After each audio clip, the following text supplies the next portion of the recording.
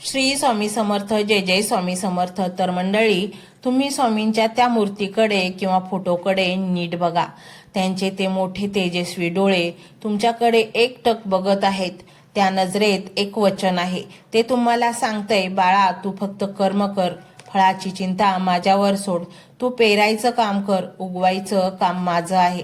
आजवर तुम्ही खूप हिशोब केलेत, किती मिळाले, किती गेले. आता हिशोब करणं बंद करा, कारण स्वामींच्या राज्यात हिशोब नसतो. तिथे फक्त अखंड पुरवठा असतो.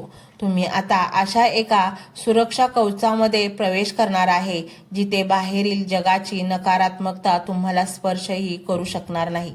लोक तुम्हाला नावं ठेवतील, तुमच्याकडे बघून हसतील, पण तुम्हाला त्याचा काहीच फरक पडणार नाही. उलट तुम्ही त्यांच्याकडे बघून स्मित हास्य कराल. ही जी स्थितीप्रज्ञ अवस्था आहे, ती साध्य होणं हाच खरा चमत्कार आहे. सोन्याचा हंडा सापडणं चमत्कार नाही, पण हजारो दुःखातही चेहऱ्यावर हास्य टिकून राहणे हा स्वामींनी घडवलेला खरा चमत्कार आहे.